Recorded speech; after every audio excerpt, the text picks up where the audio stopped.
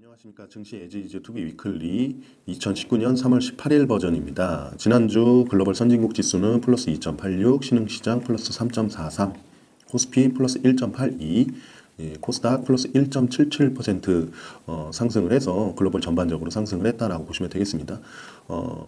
그럼 뭐 때문에 상승을 했는지 한번 보겠습니다. 지난주 글로벌 증시 키워드를 보면 미중 무역 협상, 중국 인민대표 대회죠.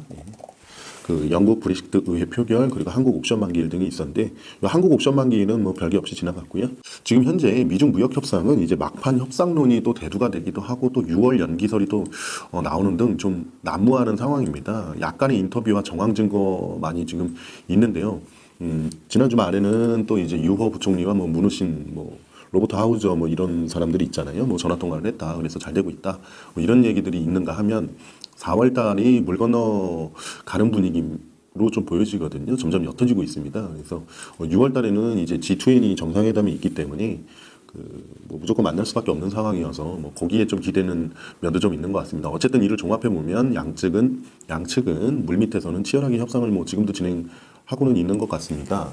있지만 4월 정상회담 가능성은 조금씩 옅어지는 상황이다. 라고 보여집니다.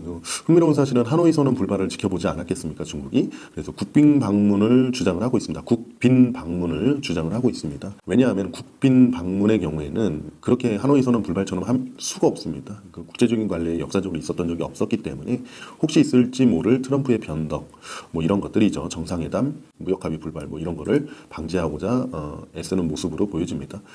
하지만 이제 중국 인민대표 대회에서 이렇게 보면 미국의 핵심 요구 중에서도 핵심이에요. 이게 그 외상투자법이거든요. 뭐 지적재산권이라든가 외국인 투자 뭐 자본금 비율이라든가 뭐 이런 것들을 아주 유리하게 그 통과를 시켰습니다. 미국 유리하게. 그래서 중국 측이 성의를 다하고 있는 인상은 맞습니다.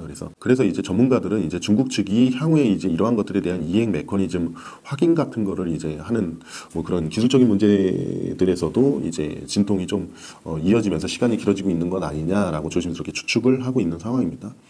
한편 지난주 상승 피로감을 일부 내비쳤던 글로벌 증시가요. MSCI 월드 기준 19년 연간 EPS 즉 19년 연간 주당 순이익 예상치 하락세가 이제 둔화된 거예요. 하락은 여전히 있는데 그게 이제 미분이죠. 그러니까 하락세가 둔화되면 이제 주식은 또 이제 그 미분값에 좀 따라가지고 이제 기울기 뭐 이런 것들에 따라가지고 이제 또 돌아서기도 하거든요.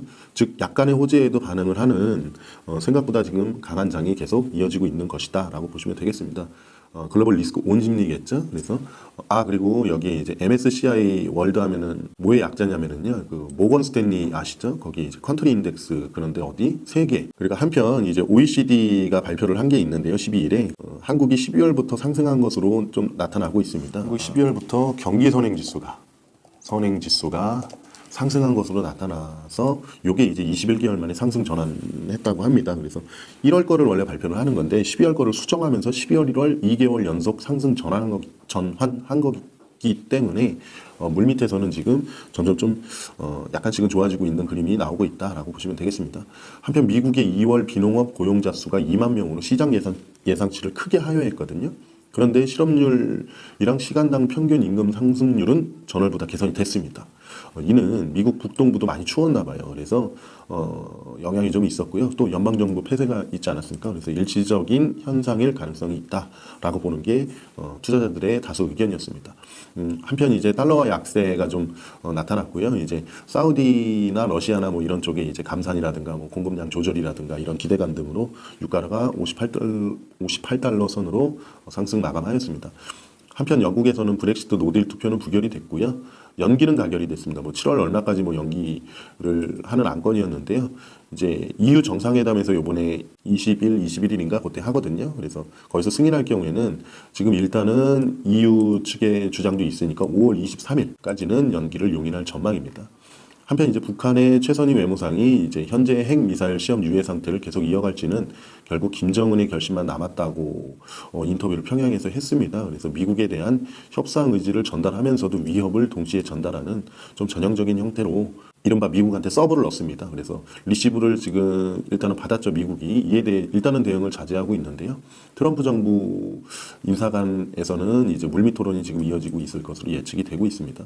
마지막으로 관심을 끌었던 이제 한중 항공 회담은요. 보니까 중국 지방 같은 경우는 지방 한계공항 한계 노선 제도였나 봐요. 근데 그거를 이제 그 폐지를 해서 노선이 확대가 되고 또 경쟁이 이제 도입이 되면서 항공료 절감이 있을 것 같습니다. 그러면 항공 주식에 대한 영향은 중립에서 이제 요거 같은 경우는 그러면 이거죠. 그 저가 항공사들에게는 그 약간의 긍정 정도, 뭐 기존의 뭐 큰데 빅2는 뭐 그냥 그럴 것 같고요. 그리고 중국 관련 소비주도 영향은 뭐 약간은 긍정적일 것 같기는 한데요. 근데 파괴적일지는 뭐 시장 반응이나 뭐 이런 것들 좀 지켜볼 필요가 있겠습니다.